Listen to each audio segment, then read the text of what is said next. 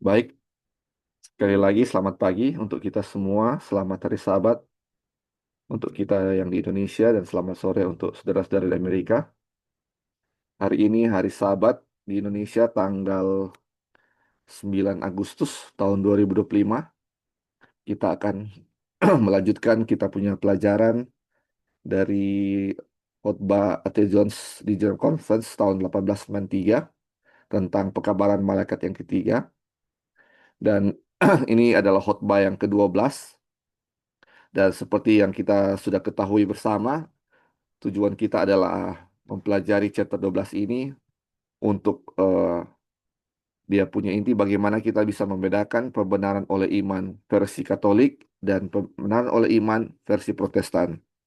Dan mungkin di pertemuan berikut ya kita akan membahas itu karena di chapter 12 ini masih ada hal yang dibahas oleh A.T. Jones dan kalau kita perhatikan secara baik-baik eh, ini tentang Roma 7. Sorry, ini saya salah tulis. Roma 7 ya. Roma 7 bukan Roma 3. Roma 7, kita sedang bahas Roma 7. Jadi Roma 7 ini adalah keadaan kita yang sebenarnya ya. Keadaan kita sebenarnya sebagai manusia yang alamiah atau dengan kata lain eh, manusia yang setelah jatuh di dalam dosa seperti apa. Nah, sebelum kita akan mulai kita punya pelajaran. Kalau Li, Ya, halo, bisa dengar? sebetul itu Roma 3. Oh, Roma 3 ya, sorry. Oke. Iya, ya, sorry. Oke. Ya, terima kasih untuk koreksinya. Jadi kita sedang bahas Roma 7 ya, tapi ini memang betul ya Roma 3 yang ada tertulis ini. Oke. Terima kasih. Oke, kita akan memulai, tapi kita akan review apa yang sudah kita pelajari waktu lalu. Jadi kita punya pelajaran ini memang dari chapter 10, chapter 11, chapter 12, dan itu memang sambung menyambung ya. Ini seperti KKR dari malam ke malam, dan itu merupakan suatu kesatuan.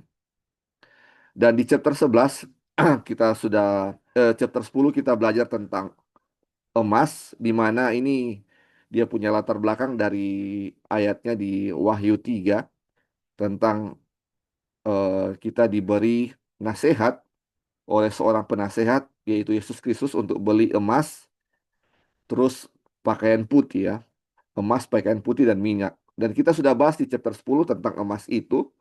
Dan di chapter 11 dimulai dengan pakaian putih. Nah, ini sambungan dari apa yang sudah kita pelajari waktu lalu itu.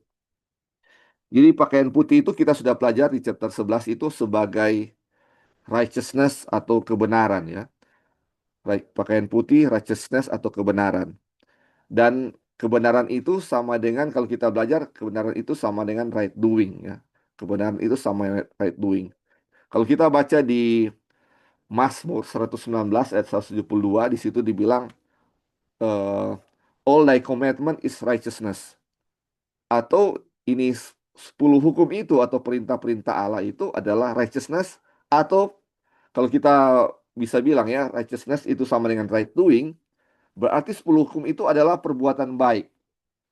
Jadi ini adalah suatu perbuatan ya di mana pakaian putih itu adalah perbuatan-perbuatan benar ya, perbuatan-perbuatan benar. Dan ini menjadi pertanyaan, ini perbuatan benar siapa yang pakaian putih itu? Dan kita sudah tahu itu adalah righteousness of God atau pakaian putih Allah atau perbuatan benar Allah. Nah, bisakah kita sebagai manusia melakukan perbuatan benar Allah? Dan kita sudah tahu jawabannya adalah tidak bisa. Perbuatan benar Allah hanya bisa dilakukan oleh Allah sendiri. Perbuatan benar Allah hanya bisa dilakukan oleh Allah sendiri. Kita sebagai manusia tidak bisa untuk melakukan perbuatan benar Allah. Dan hukum itu hanya menerima perbuatan benar Allah. Standarnya itu. Hukum hanya mau menerima perbuatan benar Allah. Kita nggak bisa. Kita mau melakukan perbuatan benar, hukum 1 sampai 10 tidak bisa. Pertama, karena memang kita tidak bisa untuk menurut hukum itu. Kedua, walaupun kita menurut hukum itu, hukum itu tidak mau menerima perbuatan benar kita. Hanya perbuatan benar Allah yang hukum itu terima. Standarnya itu, tidak ada yang lain. Makanya kalau kita baca di Roma 7 nanti, dia bilang kita ini manusia celaka. Mau melakukan yang benar kita nggak bisa. Dan ini akan jadi pelajaran pelajaran kita waktu lalu ya. Ini manusia celaka kita. Nggak ada harapan lain. Harapannya hanya satu, yaitu let this mind in you yang ada di dalam Kristus Yesus juga ada dalam kita ya. Biarlah pikiran ini, pikiran Allah ini yang ada di dalam Yesus akan menjadi pikiran kita sebagai manusia. Jadi satu-satunya jalan keluar adalah pikiran Allah itu menjadi bagian kita. Sehingga makanya ini kita sedang belajar pembenaran oleh iman. Pembenaran oleh iman ini, kalau kita pakai kebenaran pikiran kita sendiri, kita nggak bisa mengerti ini pekabaran ini. Hanya pikiran Allah yang bisa mengerti pekabaran tentang Allah ini, tentang kebenaran Allah ini. Jadi, kita sebagai manusia yang berdosa, dengan kepintaran kita, kita tidak bisa mengerti ini, righteousness of God ini. Karena ini pikiran Allah. Hanya pikiran Allah yang bisa mengerti pikiran Allah sendiri. Dan pikiran itu adalah pikiran Kristus. Makanya Tuhan bilang, bagaimana kita bisa memiliki itu? Apakah kita bisa eh, belajar atau merombak seperti apa pikiran kita? Tidak bisa. Hanya pikiran Allah yang menjadi pikiran kita, yang ada di dalam Kristus menjadi bagian kita, baru kita bisa mengerti pelajaran ini, dan untuk melakukannya pun harus Allah yang melakukannya dalam kita, baru hukum itu bisa menerima perbuatan benar Tuhan yang ada di dalam diri kita. Itu dia punya kunci. Jadi hanya pikiran Allah yang ada dalam diri kita yang bisa untuk melakukan semuanya ini.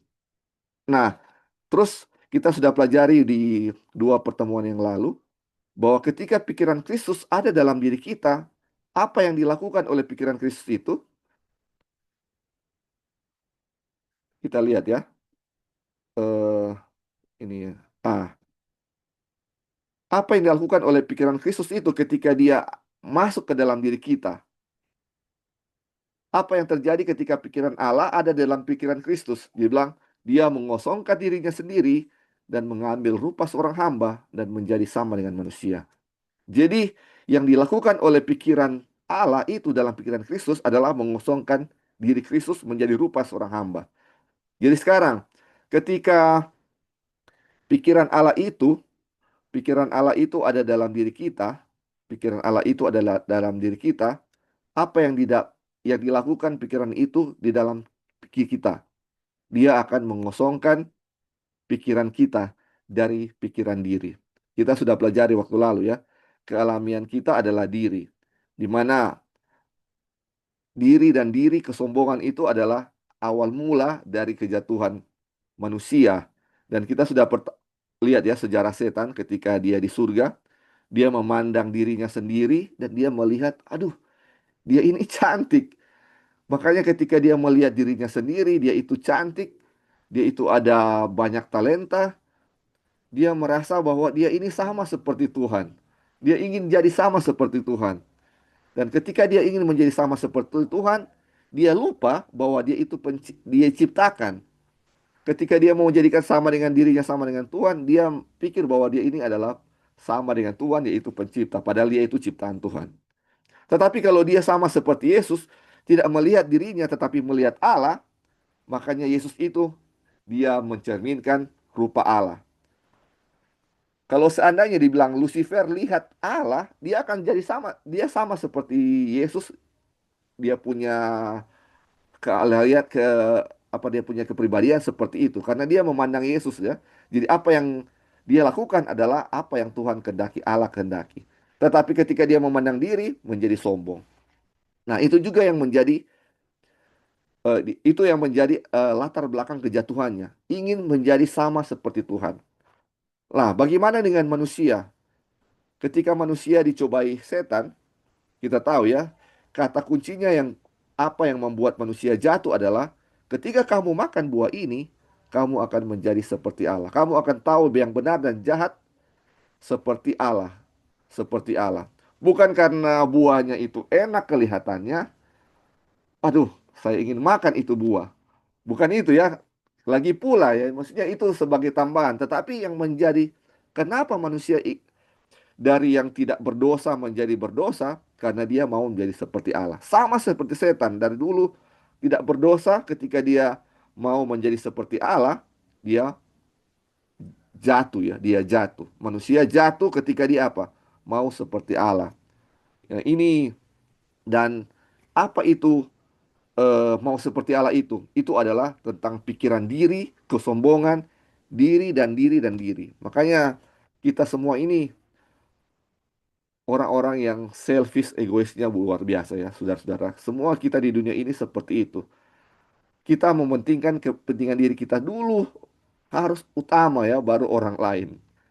Baru orang lain. Semua kita punya alamnya itu ya. Jadi kalau kita lihat ada yang seperti itu, kita pahami itu memang kita seperti itu. Saya seperti itu, saudara seperti itu. Kita punya kealamian Allah mementingkan diri, mementingkan diri. Makanya ketika Kristus masuk, pikiran Kristus masuk, pikiran diri ini yang apa? Pikiran diri ini yang dikosongkan. Pikiran diri ini dikosongkan dan yang menggantikannya adalah pikiran Allah ya. Allah yang menguasai kita. Itu seperti itu ya. Nah, ini yang kita pelajari waktu lalu juga ini sangat luar biasa ya saudara-saudara. Di mana ketika manusia jatuh dalam dosa, dia ini seperti budak ya. Apa yang dilakukan itu dosa dan dosa ya, saudara-saudara. Tidak ada yang lain, pikiran lain adalah selain pikiran dosa atau pikiran setan, pikiran tentang diri yang ada di dalam manusia itu. Nah, Tuhan tidak membiarkan ini semuanya terjadi seperti itu. Apa yang dia lakukan? Kita baca di Kejadian 3 ayat 15 yang merupakan Injil pertama di dalam Alkitab. Tuhan mengadakan permusuhan antara ular dan perempuan itu. Ular dan perempuan. Nah, ketika terjadi Tuhan mengadakan permusuhan antara ular dan perempuan ini, apa yang terjadi? Manusia yang pada mulanya cinta terhadap dosa, yang pikirannya hanya dosa, sekarang dia mulai membenci dosa. Dia ketika ada permusuhan itu dia membenci dosanya. Apa yang dia lakukan yang jahat dia benci dan mulai mencari sesuatu yang baik. Ada kebebasan memilih di sana. Kalau dulu dia tidak bisa memilih sesuatu yang baik, sekarang ketika ada diadakan permusuhan itu, dia bisa memilih sesuatu yang lebih baik, sesuatu yang lain, yaitu pikiran Kristus. Kalau dulu dia hanya bisa tidak bisa memilih hanya pikiran setan yang dia miliki, sekarang dia ada kebebasan memilih pikiran Kristus. Dia mulai mencintai yang baik dan membenci yang jahat. Mulai mencintai yang jahat dan membenci yang jahat dan mencintai yang baik. Ini ya permusuhan di sana ya.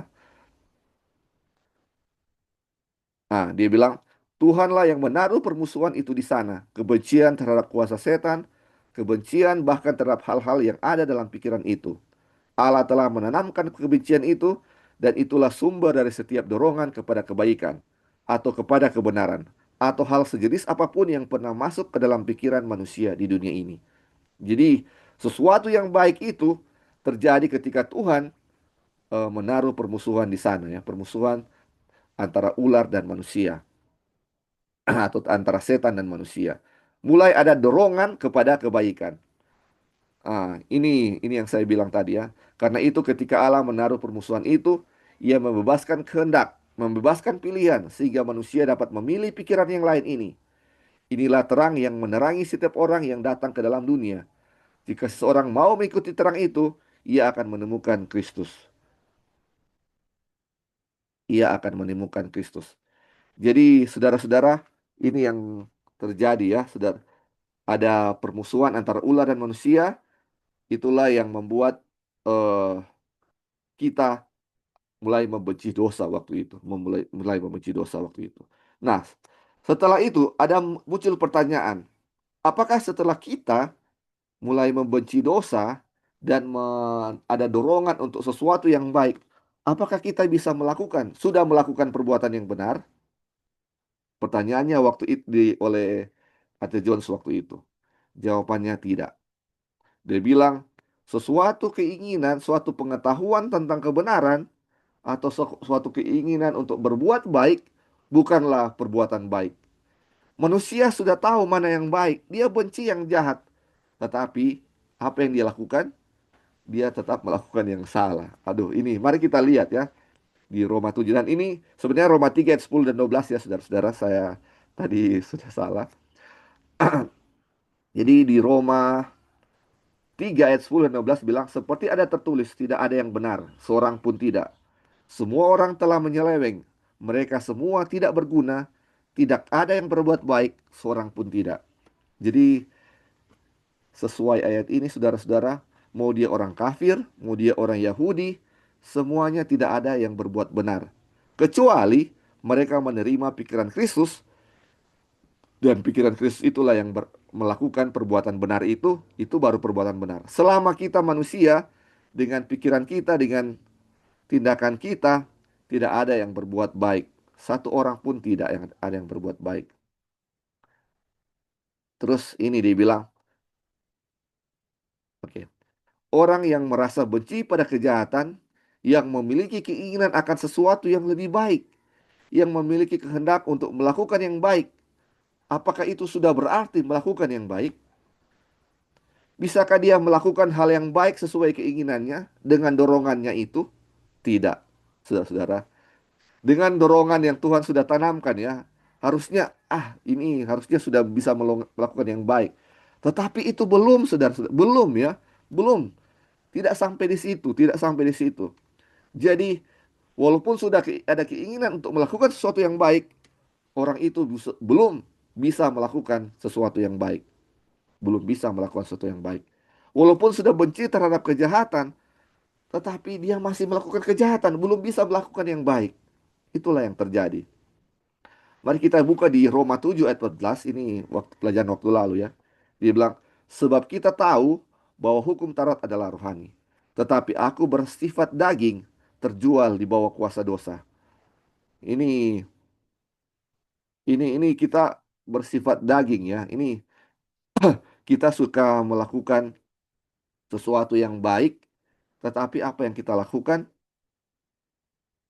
suatu kejahatan ya.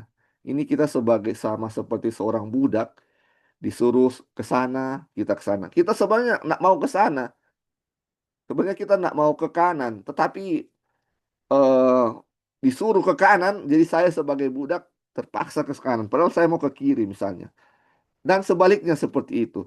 Kita ini tidak bisa melakukan apa yang kita kehendaki. Nah, kita lanjut ya. Ini sambungan tadi ya.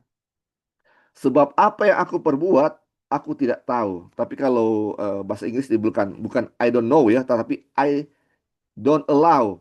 Saya tidak menyetujuinya. Sebab apa yang aku perbuat, saya tidak setuju. Karena bukan apa yang aku kehendaki yang aku perbuat, tetapi apa yang aku benci, itulah yang aku perbuat. Dan saudara, ini yang terjadi ya. Kita punya kealamian, kita punya sifat daging ini ketika terjual di bawah kuasa dosa. Ini apa yang saya perbuat, saya tidak setuju. Karena apa yang aku kehendaki, karena bukan apa yang aku kehendaki yang aku perbuat, tetapi apa yang aku benci, itulah yang aku perbuat. Aduh, ini luar biasa. Ini saya perbuat misalnya saya ke kanan, saya tidak setuju untuk ke kanan. Kenapa saya setuju tidak kenapa saya setuju untuk kenapa saya tidak setuju untuk ke kanan? Karena saya tahu kalau saya ke kanan itu saya salah. Atau misalnya kenapa saya tidak setuju untuk ke kiri? Ketika saya belok kiri, saya nggak mau sebenarnya belok kiri. Saya nggak setuju untuk ke kiri. Kenapa saya Kenapa saya tidak setuju untuk belok ke kiri? Karena saya tahu ketika saya belok ke kiri, saya salah, saya masuk jurang. Tetapi itu yang saya perbuat. Saya tidak setuju, tapi saya bikin apa yang saya tidak setuju itu. Terus inilah karena bukan apa yang aku kehendaki. Sebenarnya apa yang aku kehendaki? Saya mau ke kanan, bukan ke kiri. Yang saya kehendaki ke kanan, tetapi saya ke kiri.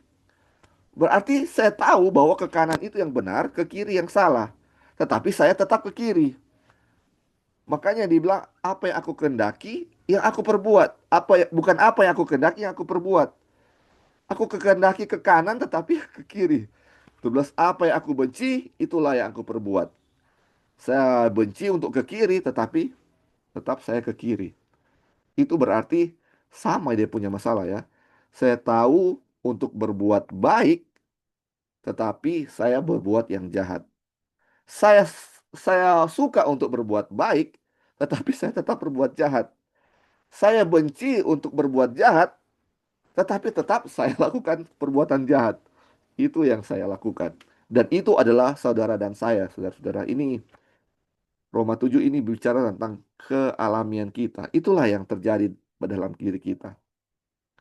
Terus timbul pertanyaan, lalu berapa banyak kebaikan yang dilakukan manusia alami? Manusia alami, saya dan saudara, sudah berapa banyak kebaikan yang kita lakukan? Meskipun kita membenci yang jahat, berapa banyak kebaikan yang kita lakukan? Kita benci, berbuat jahat kita benci. Tetapi berapa banyak kebaikan yang kita bikin? Tidak ada, tidak ada. Kita benci yang jahat, tidak ada kebaikan yang kita bikin. Terus dibilang, dia ingin melakukan yang baik, tetapi sebanyak apa kebaikan yang dia inginkan itu benar-benar ia lakukan. Waduh, saya ingin melakukan yang baik, tetapi sebanyak apa kebaikan yang saya inginkan itu yang benar-benar saya lakukan? Saudara-saudara bisa jawab, tidak ada. Tidak ada. Banyak hal kebaikan yang saya sudah pikirkan, sudah ingin mau bikin itu, tapi tidak ada yang benar-benar saya lakukan.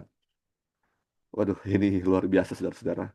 Kita perhatikan ini, saudara-saudara. Janganlah kita menganggap bahwa pengetahuan yang benar adalah perbuatan yang benar. Janganlah kita mengira bahwa pengetahuan akan kebenaran adalah sama dengan perbuatan benar. Mengetahui yang benar bukanlah melakukan yang benar. Saudara-saudara, mungkin kita sekarang lagi belajar ya. Tetapi apakah kita sudah melakukan yang benar? Misalnya kita sudah tahu apa yang benar. Apakah itu perbuatan yang benar? Belum ya, saudara-saudara. Dan kita sudah tahu perbuatan benar atau righteousness ini adalah hanya Tuhan yang bisa melakukannya dalam diri kita. Hanya Tuhan dan Tuhan ya. Itu yang eh, kunci dari apa yang permasalahan kita. Nanti kita akan lihat ya selanjutnya. Oke, terus kita lanjut ya di Roma 7 ayat 16 dan 17. Jadi jika aku perbuat apa yang tidak aku kehendaki, aku menyetujuinya bahwa hukum Taurat itu baik. Kalau demikian bukan aku lagi yang memperbuatnya, tetapi dosa di dalam aku. Jadi saudara-saudara ini akan diulangi lagi ya di ayat-ayat selanjutnya. Jadi itu ya, apa yang aku kehendaki, aku tidak lakukan. Apa yang baik aku tidak lakukan seperti yang apa yang aku kehendaki. Justru yang jahat yang tidak aku kehendaki itu yang aku lakukan.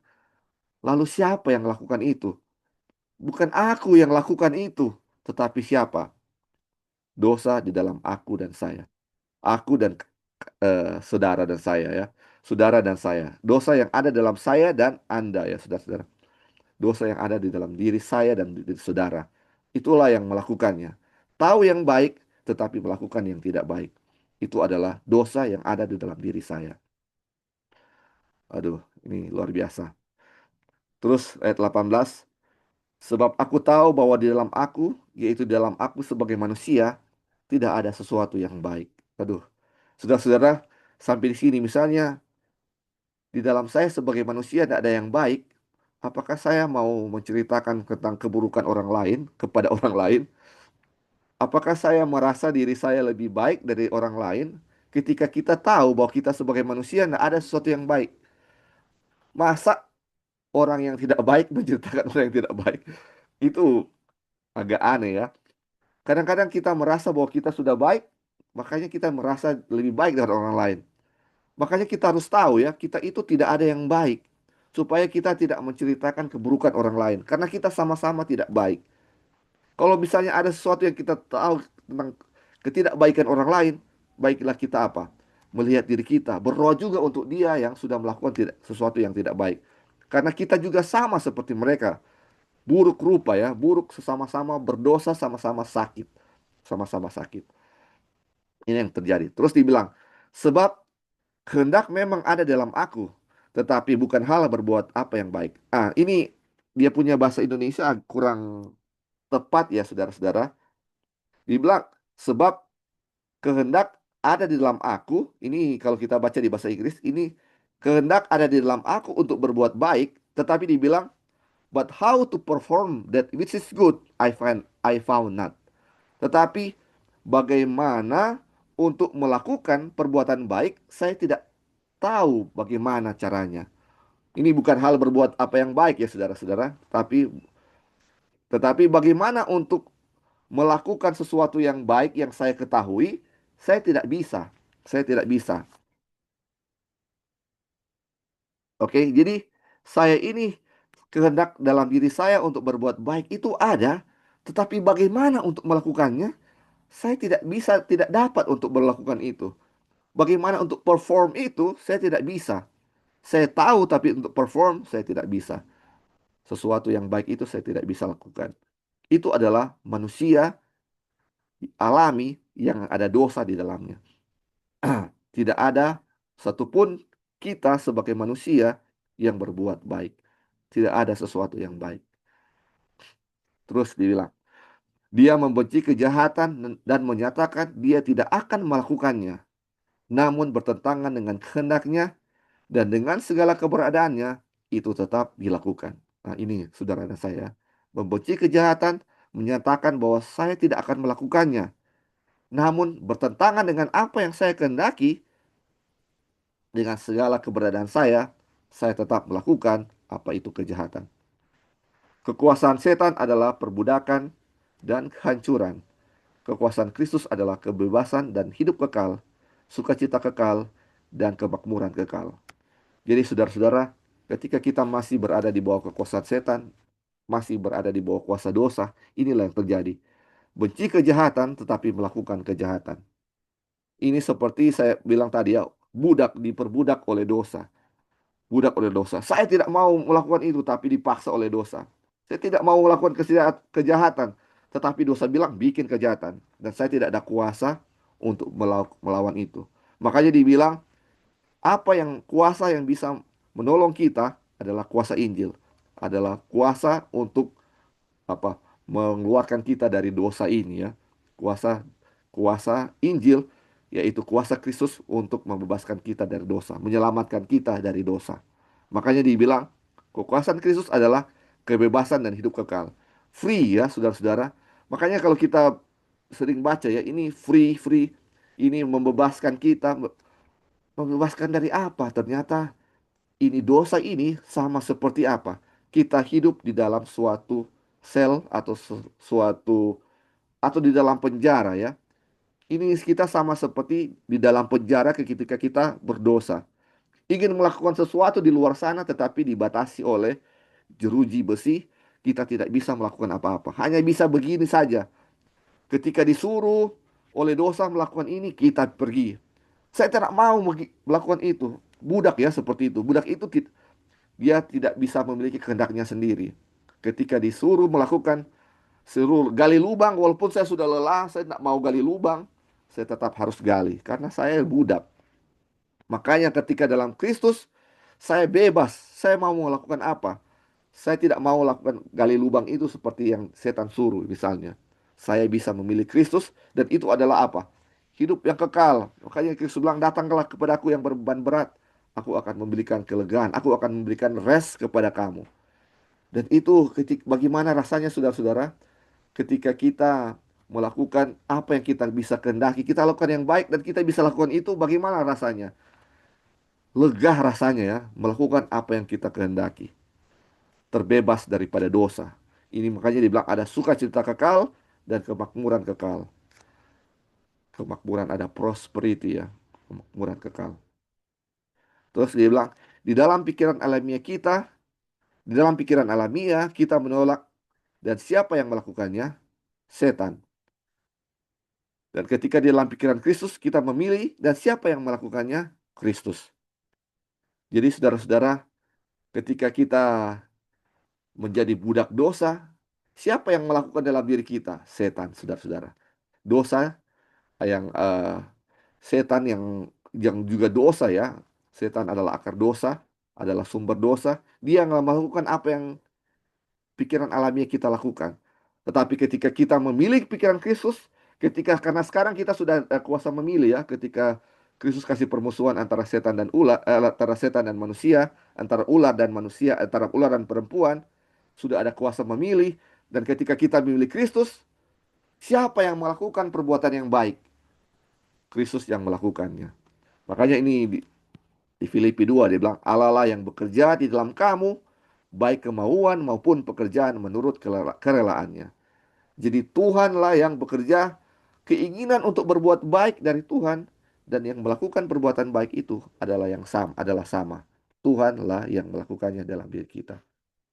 Allah ya, Allah yang bekerja dalam kamu. Pikiran Allah yang ada dalam diri kita, yang mengosongkan kita dari pikiran diri, pikiran alamiah, dialah yang mau untuk bekerja dan untuk melakukan yang baik, itu semuanya dari dia sendiri.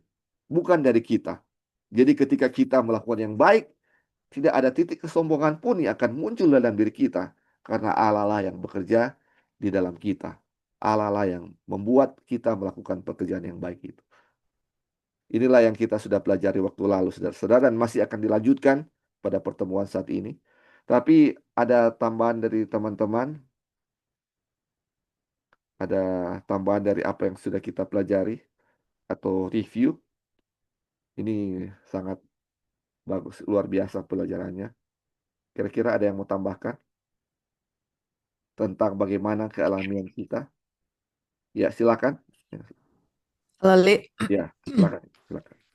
Jadi kalau kita mau berbicara mengenai kebenaran Kristus, Ya, em, sebenarnya kita bisa menggunakan Alkitab, maksudnya tanpa menggunakan Ellen White juga kita bisa berikan definisi mengenai kebenaran Kristus. Apa definisi itu kebenaran gitu. iya, betul. Kalau di Yohanes 3 ayat 4, dosa itu adalah pelanggaran hukum kan? Iya, Ya, sin is the transgression of the law.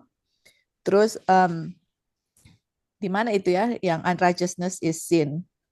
Jadi kalau ketidakbenaran adalah dosa dan dosa itu adalah pelanggaran akan hukum Tuhan, hukum Allah, berarti righteousness itu keeping the law of God iya, atau memelihara menurut. hukum Tuhan. Iya, Itu definisi righteousness berdasarkan Alkitab.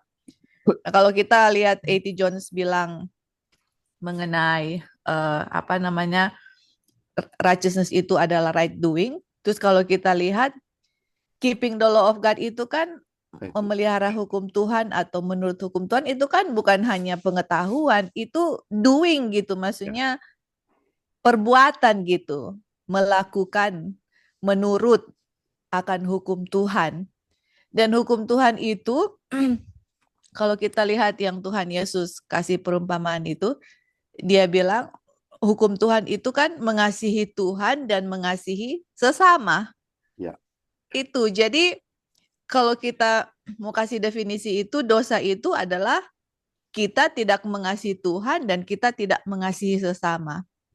Kalau righteousness atau right doing itu adalah saya mengasihi Tuhan dan saya juga mengasihi sesama manusia. ya, Dan ya, itu bukan hanya sebagai teori, itu bukan hanya sebagai apa pemikiran atau sebagai suatu khotbah, tetapi itu sebagai doingnya atau perbuatan perbuatan gitu. Makanya yang tadi Ali bilang berarti hukum Tuhan itu semua penuh dengan right doing kan atau perbuatan yang baik gitu. Jadi untuk memberikan definisi mengenai righteousness, maksudnya untuk orang-orang yang nggak tahu itu siapa A.T. Jones, siapa Ellen White, begitu. Untuk orang-orang yang di luar, kita bisa memberikan definisi righteousness itu kepada orang lain gitu. Dan memang betul ya, kalau kita lihat itu 10 hukum itu menuntut kesempurnaan atau menuntut penurutan yang sempurna karena hukum itu sempurna dan kita manusia nggak bisa menurut itu dengan sempurna gitu. Hanya right doingnya Kristus atau perbuatan Kristus itu yang bisa diterima oleh Tuhan. Dan kalau kita menerima righteousness-nya Tuhan atau kebenaran Yesus dalam diri kita, hukum itu atau Tuhan melihat kita itu menurut hukum dari kita lahir sampai saat ini, di mana kita nggak ada dosa sama sekali gitu. Dan kalau kita sudah menerima kebenaran Kristus atau pikiran Kristus ada dalam diri kita, pikiran karnal atau pikiran natural kita itu akan disingkirkan, itu Ya, nggak bisa, sungkan. karena pikiran Kristus nggak bisa apa namanya, istilahnya nggak bisa setengah-setengah gitu. Oh, saya setengah pikiran Kristus, saya setengah pikiran duniawi gitu. Entah saya pikiran Kristus atau pikiran duniawi, nggak ada dua-dua. Nah, jemaat Laodikia kan maunya dua-dua, ada Kristus, ada duniawi gitu. Jadi suam-suam kuku. Nah, kalau kita menerima pikiran Kristus atau kebenaran Kristus, itu pasti akan dinyatakan di dalam right doing kita dengan cara mengasihi Tuhan dan mengasihi sesama manusia. Nah, kalau kita tidak ada perbuatan mengasihi Tuhan dan sama manusia, itu sama dengan kita belum menerima kebenaran Kristus atau pikiran Kristus nggak ada di kita gitu. Berarti dengan kata lain, walaupun saya misalnya contoh kita kasih babas tadi mengenai righteousness atau pekabaran malaikat ketiga atau babas tadi apapun itu, tapi kalau saya punya perbuatan tidak ada kebenaran Kristus, tidak mengasihi Tuhan dan sama manusia, itu sama aja dengan perumpamaan 10 anak darah gitu. Ellen White bilang 10 anak darah itu suka dengan orang babos tadi, tahu semua pengetahuan, tahu mengenai nubuatan, tahu semua gitu. Tapi satu yang kurang itu adalah yang gadis bodoh itu tidak mempunyai minyak. Sorry, tidak tidak ya mempunyai minyak. Gadis bijaksana itu mempunyai minyak. Dan Ellen White bilang minyak itu adalah righteousness of Christ. Hmm. Itu oil yang akan membuat lampunya bercahaya. Itulah terang yang akan menerangi midnight pada waktu tengah malam ya di dunia ini. Dan kita tahu terang itu yaitu di Yesaya 58 kalau kita sudah mengasihi sama manusia, kemudian terang kita akan bercahaya. Jadi setelah kita merenung-renungkan ya pekabaran malaikat ketiga dengan medical missionary, tiba-tiba semua itu perumpamaan-perumpamaan Tuhan Yesus lebih terbuka gitu. Aduh, ini semua bukan main. Semua ini hanya berbicara bagaimana saya memiliki pikiran Yesus, saya memiliki karakter Yesus. Itu yang Tuhan lagi tunggu gitu.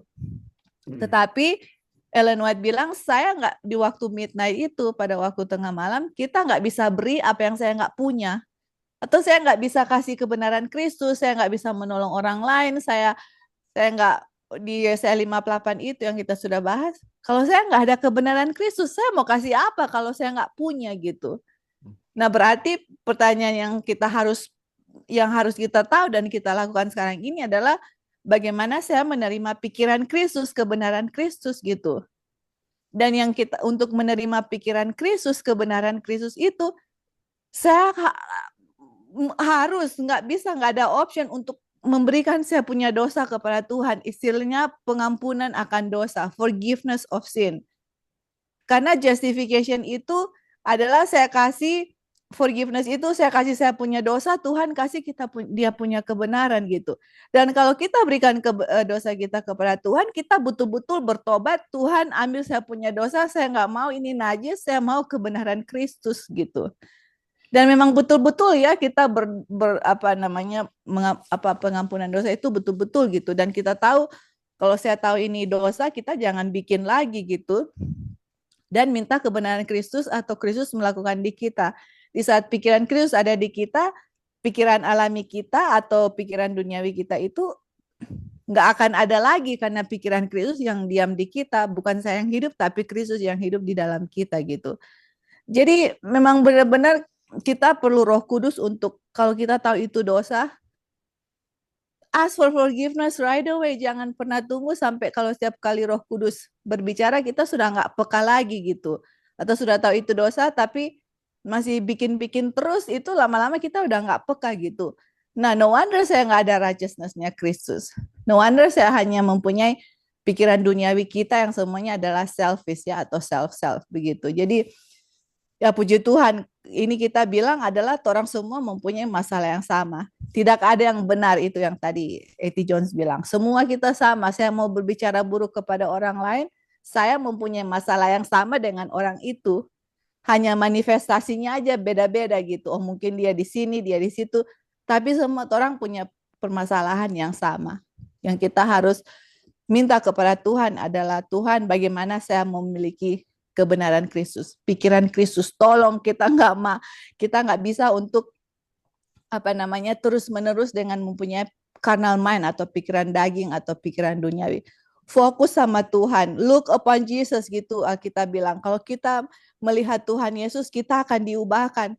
Mungkin nggak overnight. Jadi kita punya hidup adalah fokus kepada Tuhan, di mana kita memandang terus kepada Yesus. Disitulah saya punya image atau saya punya karakter akan dirubahkan sama seperti Yesus gitu. Kalau kita mandang hal-hal duniawi ya karnal mind terus ya akan mengisi pikiran kita gitu.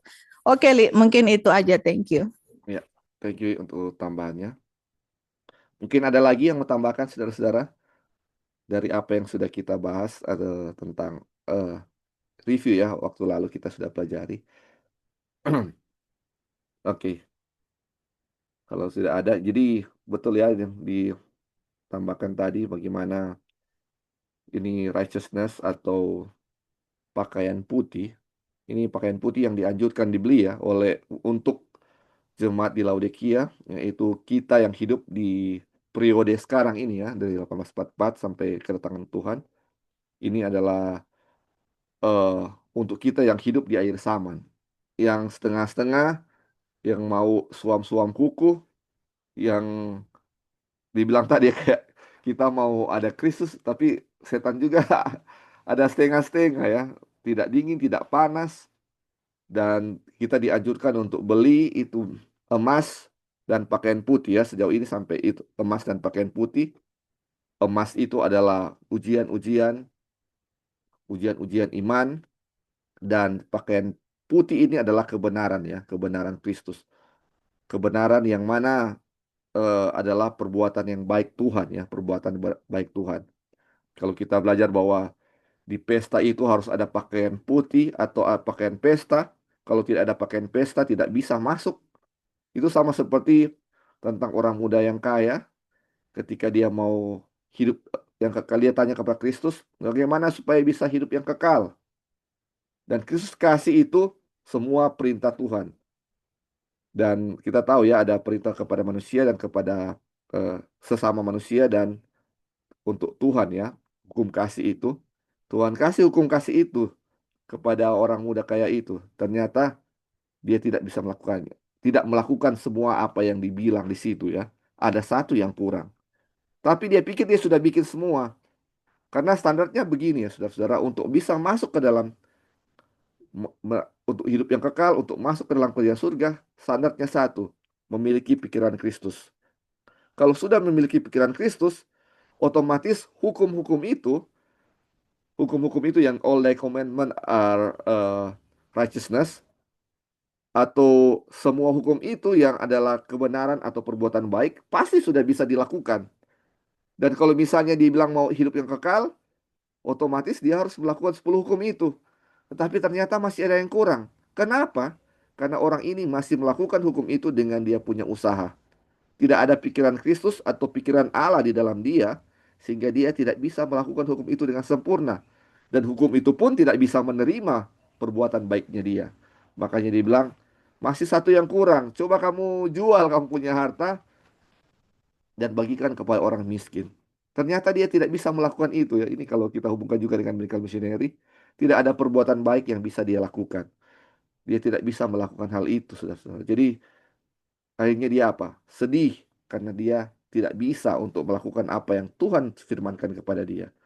Ini dia punya hubungannya. Jadi harus ada, kalau ada pikiran Kristus, pasti dia bisa melakukan semuanya itu. Dia punya syarat hanya satu. Dan itu juga hal yang harus dimiliki oleh apa? Jemaat di Laodikia. Jemaat di periode Laodikia ini harus memiliki kebenaran Kristus atau jubah putih atau perbuatan benar, yaitu melakukan hukum Tuhan sepenuhnya ya, dan bukan kita yang melakukannya, tapi Kristus di dalam kita. Makanya dibilang baik Allah lah yang bekerja di dalam kamu, baik kemauan maupun pekerjaan, menurut kerelaannya. Tapi kalau dia ini bahasa Inggris, dia punya please ya, please atau dia punya kehendak, menurut dia punya kehendak. Bagaimana untuk menyenangkan Tuhan? Untuk menyenangkan Tuhan ya, please kita kita itu bagaimana? Yaitu bagaimana dia sendiri yang apa? Bekerja sesuai dengan apa yang dia apa? Inginkan dalam diri kita. Sekarang sering kita bertanya, bagaimana untuk menyenangkan Tuhan? Bagaimana untuk menyenangkan saya mau bekerja ini untuk menyenangkan Tuhan? Tidak ada pekerjaan manusia yang bisa menyenangkan Tuhan selain bagaimana Tuhan sendiri yang bekerja di dalam kita sesuai dia punya kehendak, itulah yang bisa menyenangkan Tuhan. Yang bisa menyenangkan Tuhan bahwa dia bekerja di dalam kita. Itulah yang bisa menyenangkan Tuhan. Oke, kita ada yang mau tambahkan lagi saudara-saudara? Kita mau mulai kita punya pelajaran untuk sahabat ini.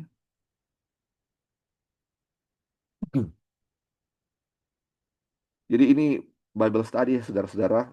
Bukan saya sendiri yang bisa bicara, saudara-saudara bisa tambahkan, bertanya atau ada sanggahan, hal-hal yang perlu diperbaiki, silakan saudara-saudara. Ini saudara-saudara bisa potong kapan saja.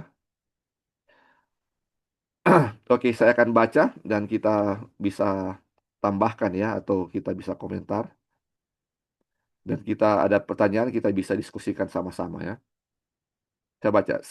Pembahasan tentang hal ini akan lebih jelas di lain waktu, tetapi kami ingin menyampaikannya kepada Anda malam ini. Itu yang dibilang Jones ya. Ini dilanjutkan apa yang sudah dibahas. Dia bilang, sebab bukan apa yang aku kehendaki yaitu yang baik yang aku perbuat, melainkan apa yang tidak aku kehendaki yaitu yang jahat yang aku perbuat. Jadi jika aku perbuat apa yang tidak aku kehendaki, maka bukan lagi aku yang memperbuatnya, tetapi dosa yang diam di dalam aku. Demikianlah aku dapati hukum ini.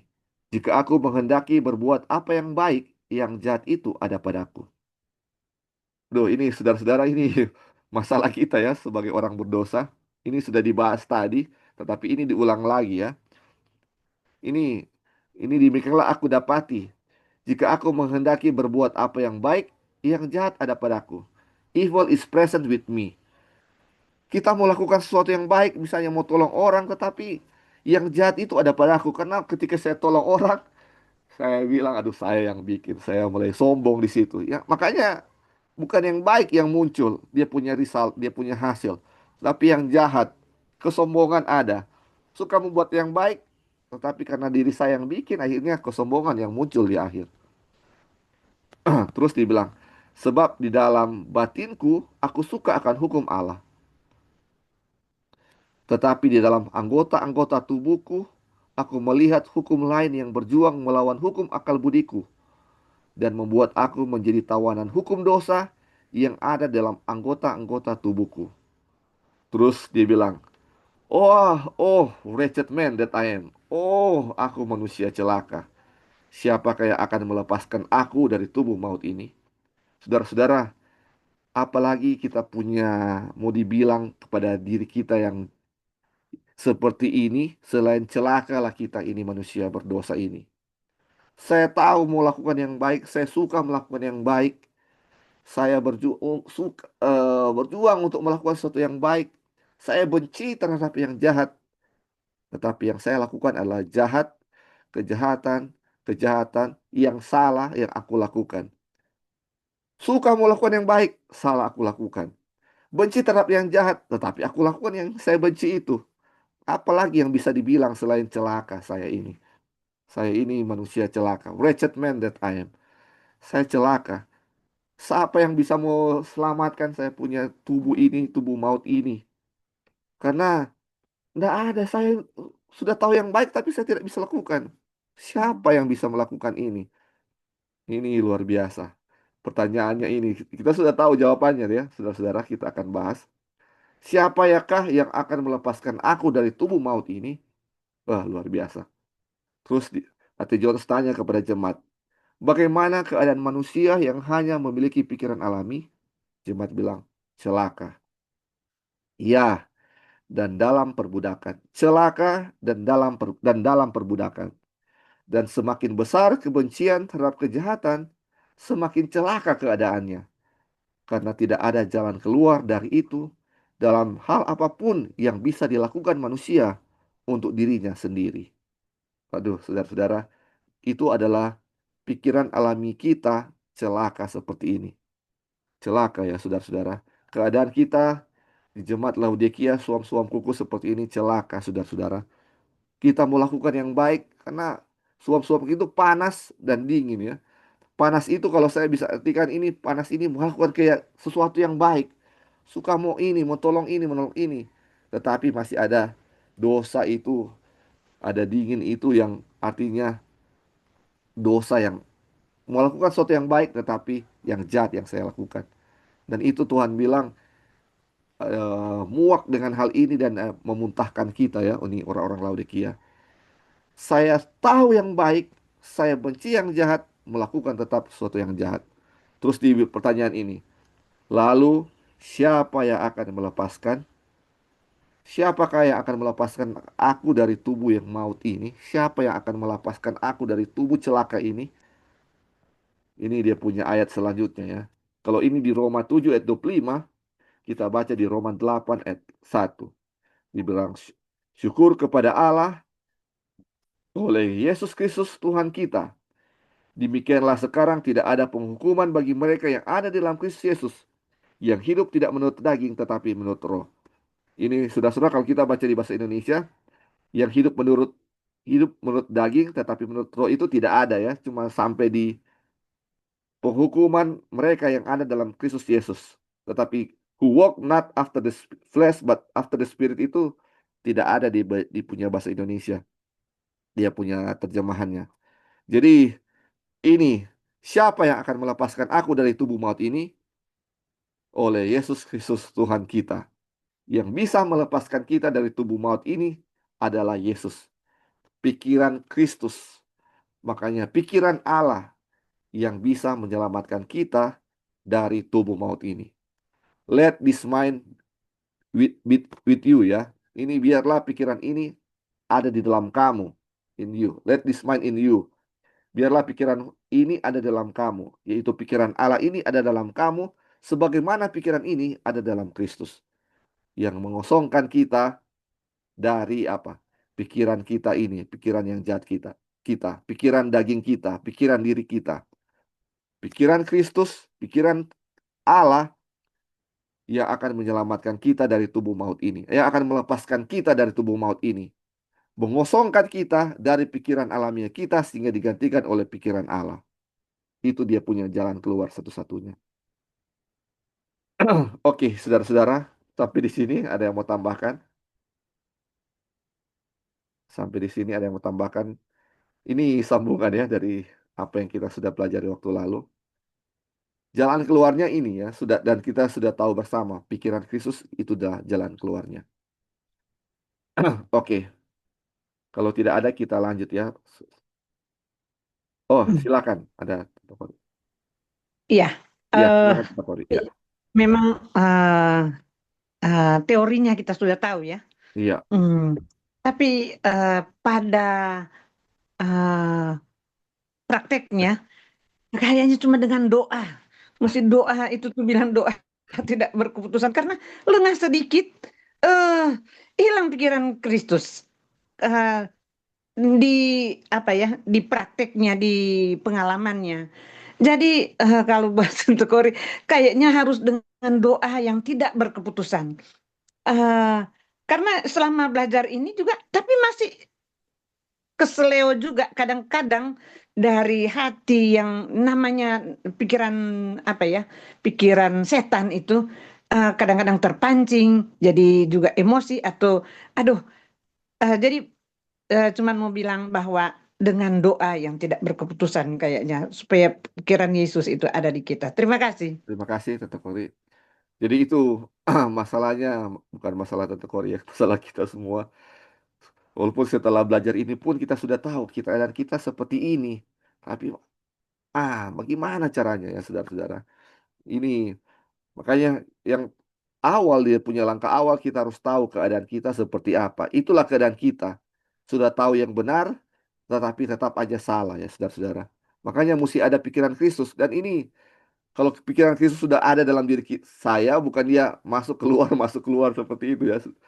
Dia harusnya tetap ada dalam diri kita. Makanya ini kita lihat ya, ini kita punya penyerahan Kristus itu harusnya tiap hari ya kepada Tuhan. Jadi setiap hari kita minta kepada Tuhan, akui bagaimana kita punya keadaan alamiah kita seperti apa, dan minta kekuatan pikiran Kristus itu hadir terus dalam diri kita ya. Oke, terima kasih. Mungkin ada lagi sebelum kita lanjut. Oke, baik. Kalau belum ada kita lanjut ya, saudara-saudara. Mungkin kita nggak akan panjang-panjang di sini sampai pembahasan ini saja. Terus kita baca ya. Sekarang Roma 8 ayat 6 dan 7. Karena keinginan daging adalah maut, bagaimana kondisi manusia yang hanya memiliki pikiran alami atau natural mind, dibilang death atau maut. Tetapi keinginan roh adalah hidup dan damai sejahtera. Sebab keinginan daging atau pikiran alamiah adalah perseteruan dengan Allah.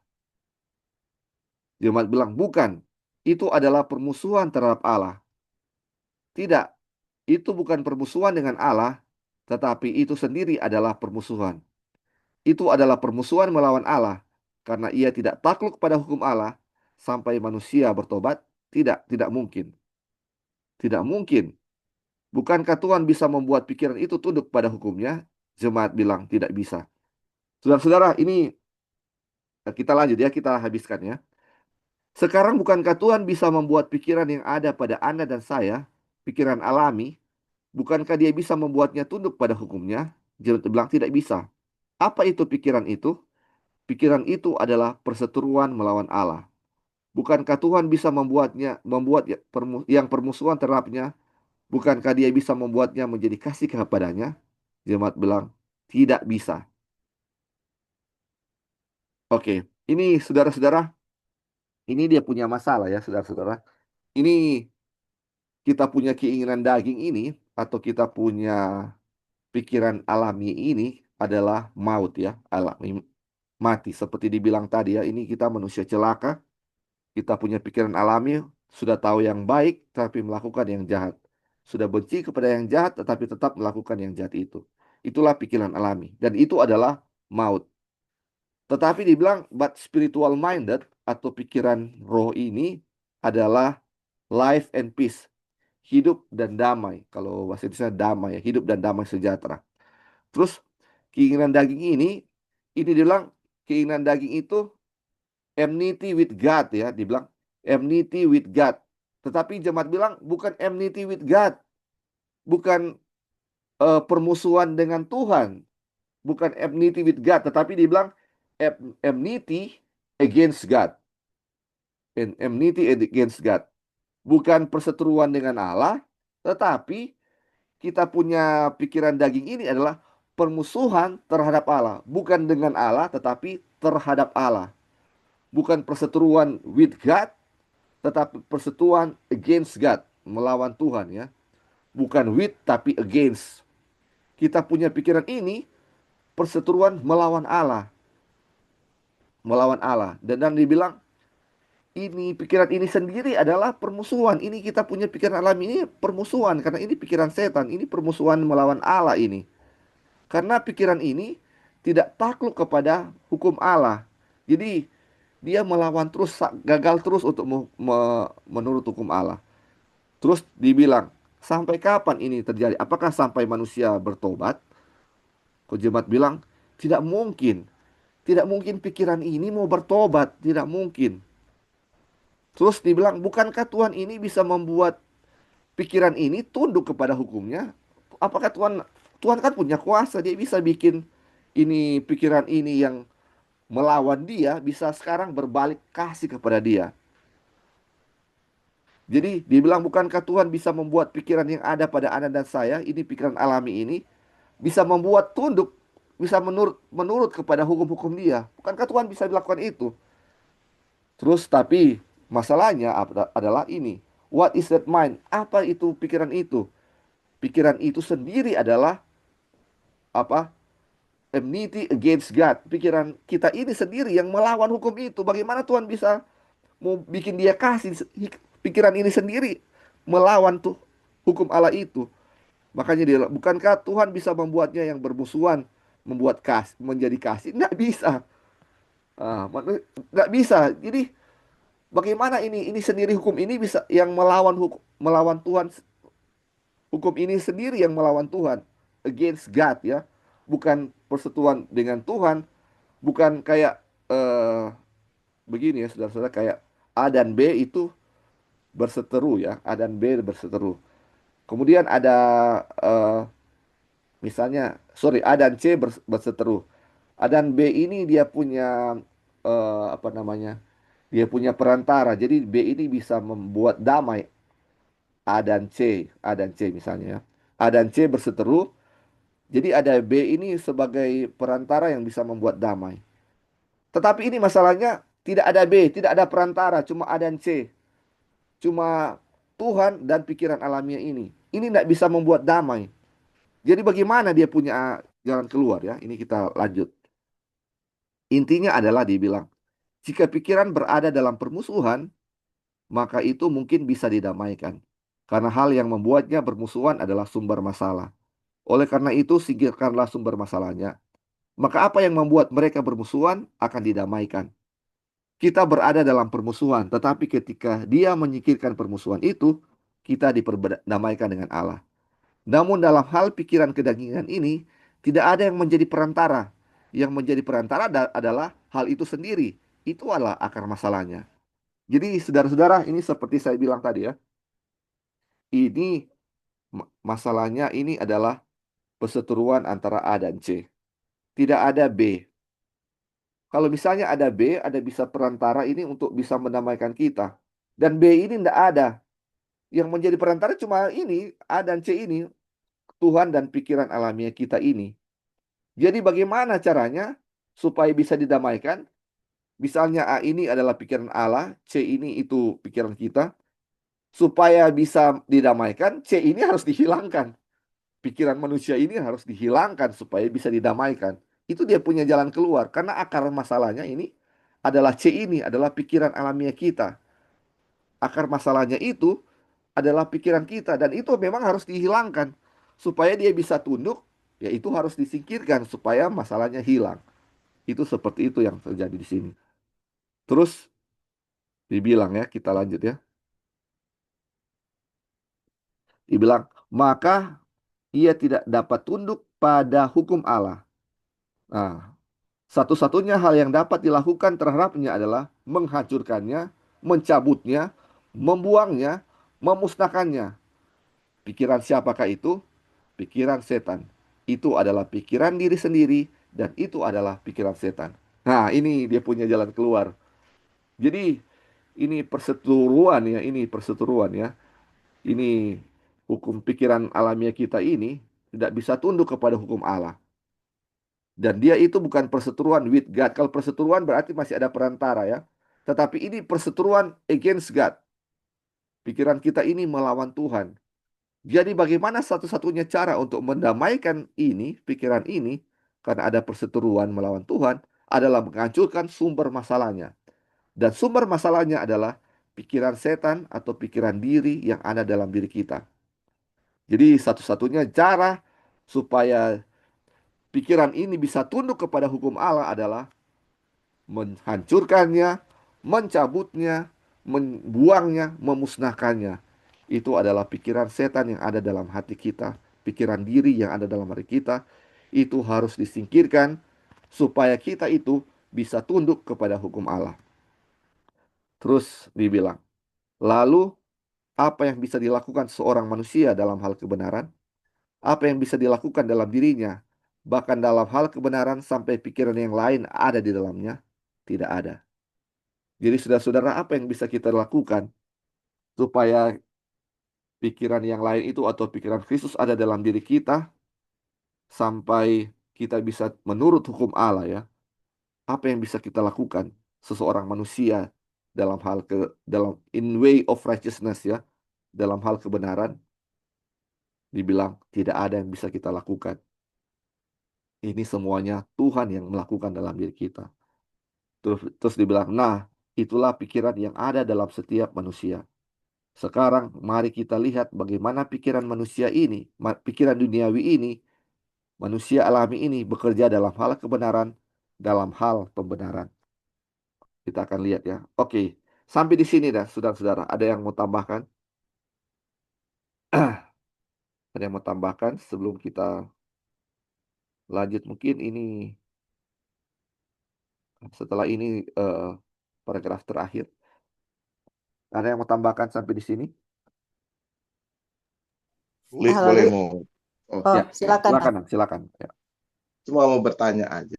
ya. Bagaimana orang bisa tadi kok kita dengar penjelasan Tante Kori, jadi orang kadang-kadang percaya pada Tuhan, punya iman, tapi kadang-kadang orang kan gagal dan jatuh. Bagaimana orang meyakinkan bahwa orang itu sudah memiliki pikiran Kristus dan nggak akan mau jatuh lagi? Karena kita pernah baca Ellen White punya tulisan waktu dia mendapat perumpamaan ke surga dan dia bertemu dengan Yesus. Pun dia tanya, waktu itu dibawa ke dekat tahta Allah dan terus Ellen White bilang dia ingin melihat wajah Yesus lah seperti itu. Apakah sama dengan Yesus? Ingin melihat wajah Bapa kan? Apakah sama dengan Yesus? Lalu Yesus bilang, kalau engkau ingin melihat wajah Bapa, engkau akan lenyap. Akan lenyap saat itu. Aduh, kita pikir, bagaimana ya kalau orang kadang-kadang mungkin punya keyakinan sudah memiliki iman pada Tuhan, terus satu saat orang nggak bisa ketemu Bapa gitu. Jadi bagaimana meyakinkan jaminan itu dong. Sedang Ellen White itu dia di surga. Mungkin saat itu gimana ya? Belum bisa Kak? Apakah dia belum Jadi, memiliki kebenaran iya, Kristus sampai kalau dia lihat wajah Bapa dia akan dilenyapkan saat itu atau gimana ya? Jaminannya gimana gitu, Li? iya. Jadi bagaimana supaya kita tahu bahwa kita itu sudah memiliki kebenaran Kristus kan? Supaya ya, bagaimana Iya, kita ya tahu bisa kita bertemu dengan ah, Bapa iya, muka dengan ada muka dan kepercayaan. tanpa Kalau kita ini jawaban saya mungkin saudara-saudara bisa tambahkan ya, saudara-saudara, atau bisa koreksi.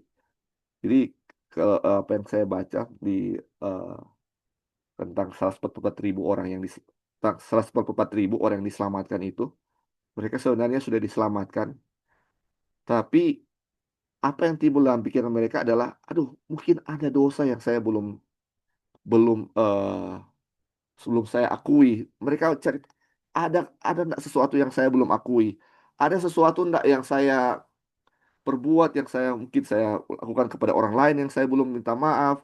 Atau ada hal-hal sesuatu yang belum saya lakukan yang bertentangan dengan Tuhan?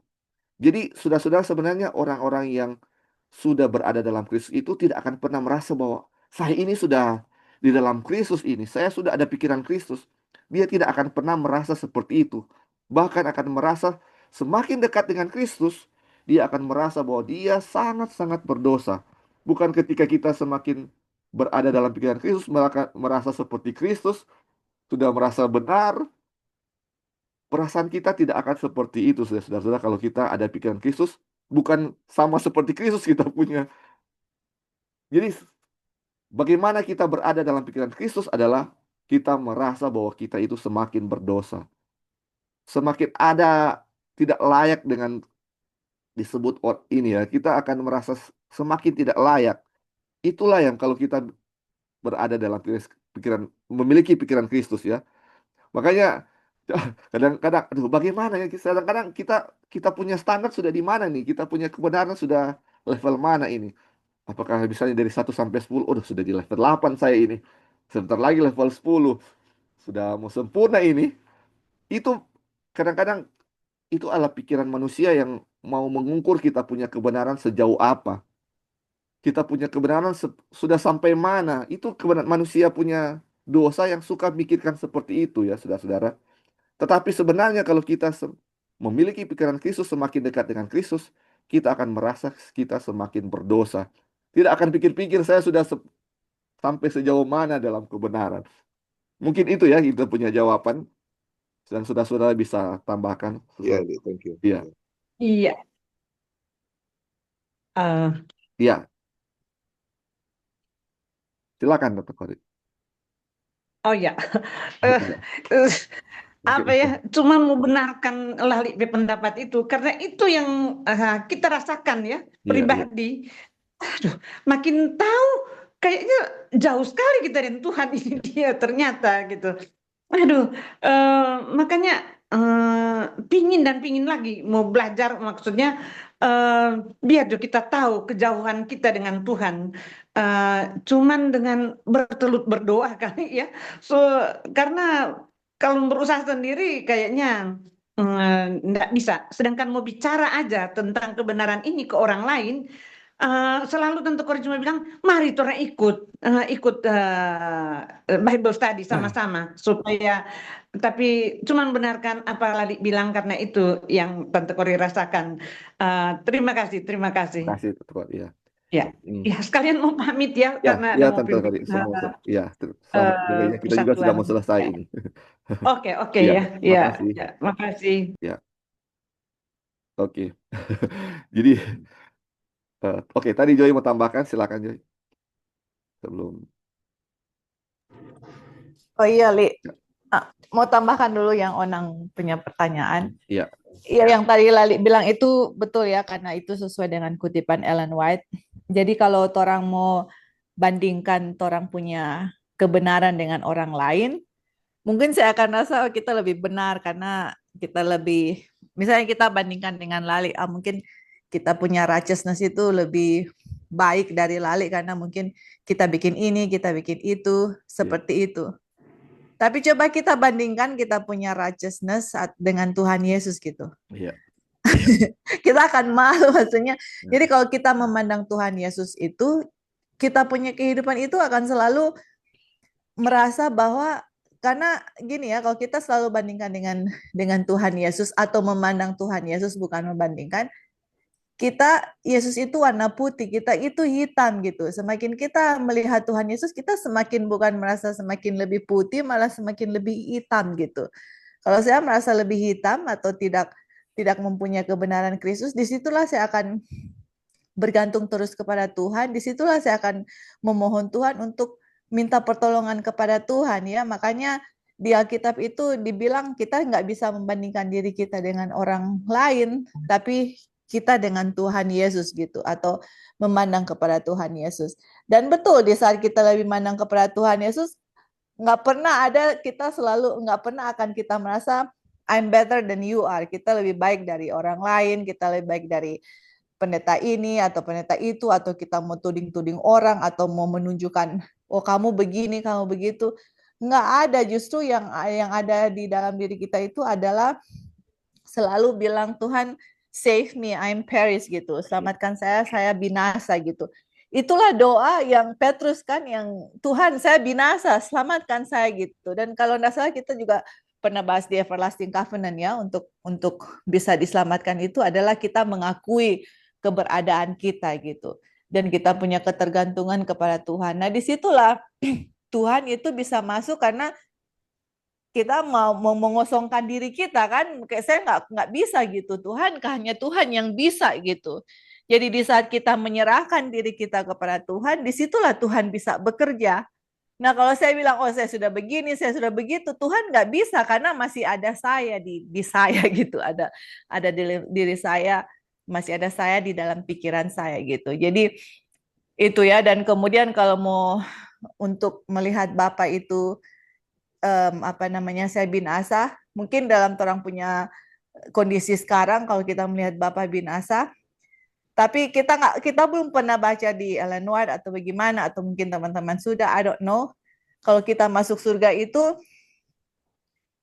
kita bisa ketemu Bapa tanpa binasa atau bagaimana, kita amin kita belum, karena untuk hal-hal seperti itu sometimes bagaimana nanti kita serahkan kepada Tuhan, karena di Alkitab bilang ada hal-hal yang Tuhan sudah sediakan yang Tuhan tidak ungkapkan, kita punya pikiran nggak bisa pikirkan. Jadi untuk hal-hal seperti itu, apapun itu Tuhanlah yang maksudnya mau bagaimana kayak nanti di surga itu urusan Tuhan ya, tapi kita make sure dulu bagaimana untuk kita bisa masuk di sana kan, maksudnya itu what can I do to have eternal life begitu. Jadi that's my apa orang punya fokus gitu, mau bagaimana nanti di surga itu is not my business gitu. Jadi dan juga untuk berbicara mengenai yang tadi enmity dengan Yeah. is Against and ya with. against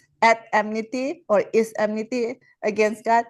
Jadi yang tadi Lali bilang itu ya itu sangat penting, dia punya poin adalah misalnya kita kasih contoh ada laki-laki dengan perempuan.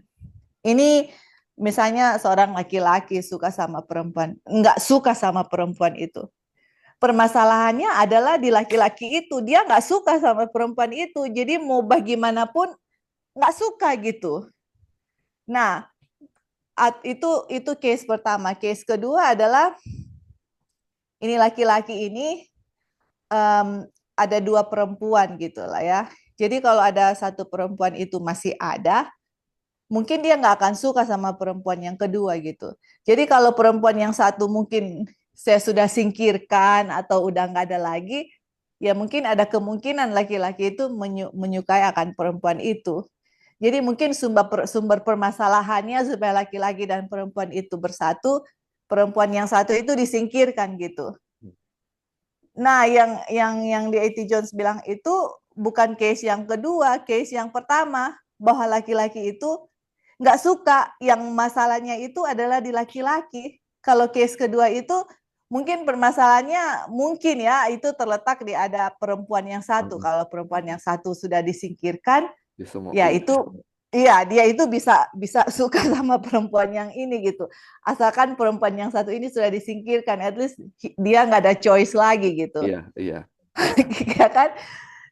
Kita dengan Tuhan bukan case yang kedua. Kalau case yang kedua itu saya enmity against God atau ya apa gimana? Enmity with God dan against God. And enmity with God. Jadi kalau saya enmity with God itu pokok permasalahan itu yang ada perempuan itu saya bisa singkirkan, masalahnya itu sudah hilang. Oh, karena perempuan itu ada, singkirkan aja perempuan itu, saya akan jatuh cinta kepada laki-laki itu akan jatuh cinta kepada perempuan itu. Asal perempuan yang satu disingkirkan.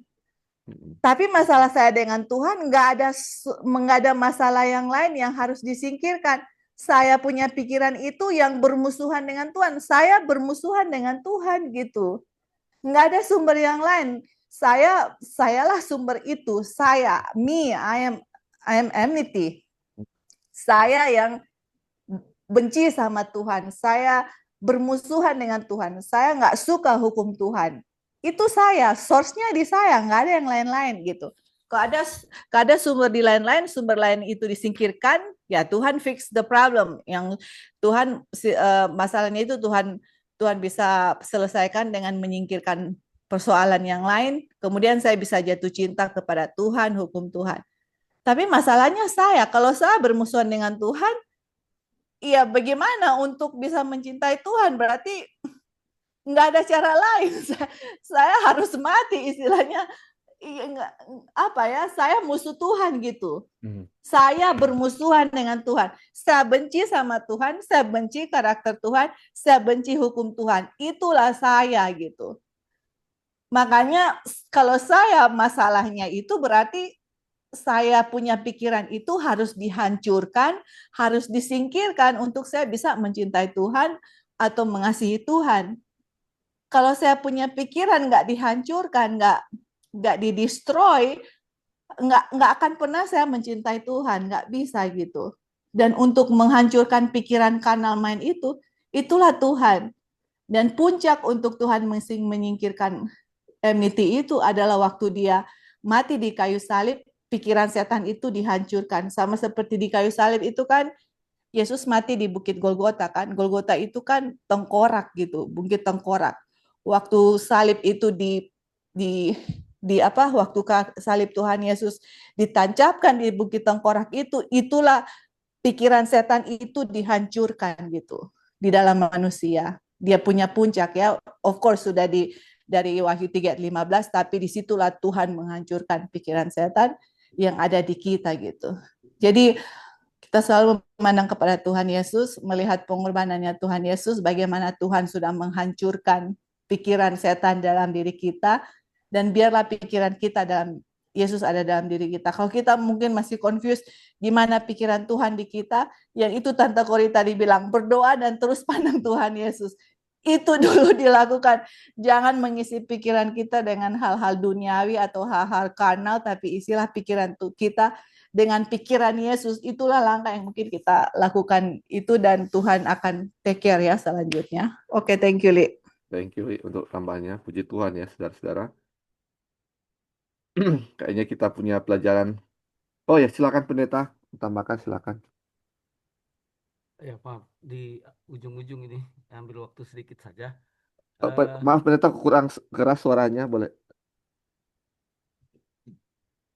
Tadi kecil sekali. Halo, tes. Eh, apa yang lain bisa dengar suara pendeta Jackie? Agak kecil sih. Ya, agak kecil ya. Bisa tapi kecil. Halo, tes. Masih kecil ya? Iya, masih, Mas. Tapi bolehlah pendeta Boleh lah, lumayan. masih bisa dengar, tapi agak kecil. Silakan. Pendeta. Halo. Iya. Jadi kita kan keselamatan kita memang kasih karunia, lalu kita raih itu dengan iman. Jadi harus dibedakan langkah-langkahnya. Sebelum kita dapatkan sanctification, kita harus menerima justification dulu. Nah, perbedaan nanti dengan Katolik, ini kan pendahuluan ini kan, Iya, pendahuluan. betul. Nah, jadi kita harus mengerti dulu di justification-nya ini. Di justification-nya ini adalah kita itu tidak bisa buat apa-apa. Itu pikiran kita harus dirubah itu. Iya, betul. Enmity with God, enmity against God itu di pikiran. Itu di pikirannya. Jadi kalau pikiran kita itu against, itu nggak bakalan bisa. Betul. Pikiran kita itu harus dirubah memang untuk against sin gitu loh. Jadi against Satan, pikirannya setan itu yang harus dirubah. Itulah makanya dikasih anugerah tadi. Tapi penalti terhadap dosa ini dulu yang harus diselesaikan gitu loh. Penalti terhadap dosa. Selagi penalti terhadap dosa itu belum diselesaikan, tidak ada itu, tidak bisa kita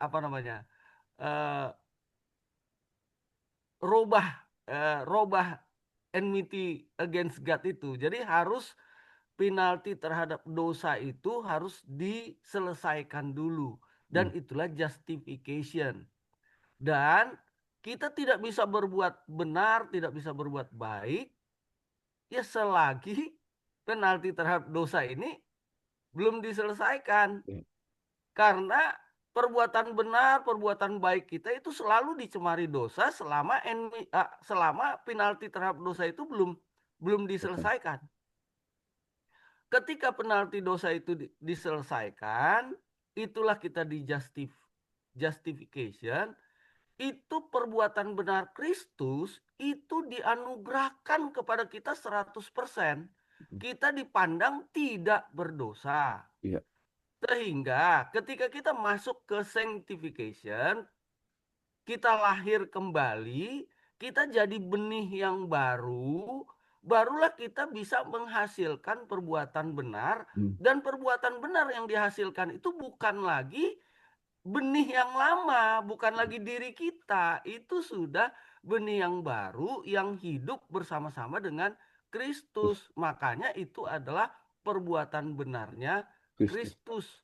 Jadi mungkin di sini dulu saya karena waktu aja, di sini dulu pemahaman kita ya, diambil dulu pemahaman kita di sini, karena nanti dengan Katolik itu berbeda. Berbedanya itu bukan di nanti di sanctification di dasarnya ini, dasarnya ini, karena di situ ada usaha kita ya, untuk membayar dan lain sebagainya. Itu di masalahnya justru di penalti terhadap dosa itu, di justification ini.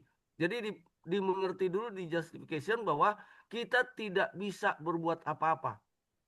pikiran kita harus diganti, dan bagaimana pikiran kita diganti dengan pikiran Kristus, itu penaltinya harus dibayar dulu.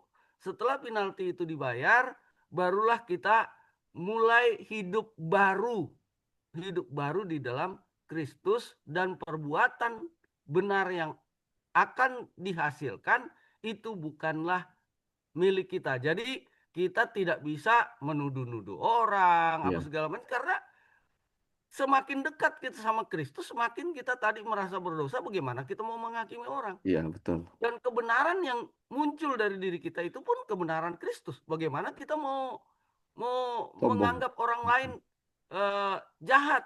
Ya. Ya saya jahat. Mm. Saya jahat. Gitu ya. Jadi itu semua hanya karena Kristus. Ya, itulah. Semua hanya karena Kristus, dan kemuliaan hanya untuk dirinya. Dan ketika kita muliakan Kristus, kita ditempatkan di posisi yang paling dasar, paling rendah, serendah-rendahnya, sehingga kita tidak bisa memandang orang lain di bawah kita, karena kita ditempatkan oleh kasih karunia itu serendah-rendahnya. Ya, itu saja. Terima kasih. Iya, terima kasih Pendeta Jeki sudah tambahkan, sudah semakin jelas ya apa yang tentang justification ini. Puji Tuhan, dan ini tambahan Pendeta Jeki sudah menjadi penutup untuk kita pada saat ini, dan kita akan lanjutkan lagi pada pertemuan berikut ya, nanti dikasih tahu di pengumuman. Oke.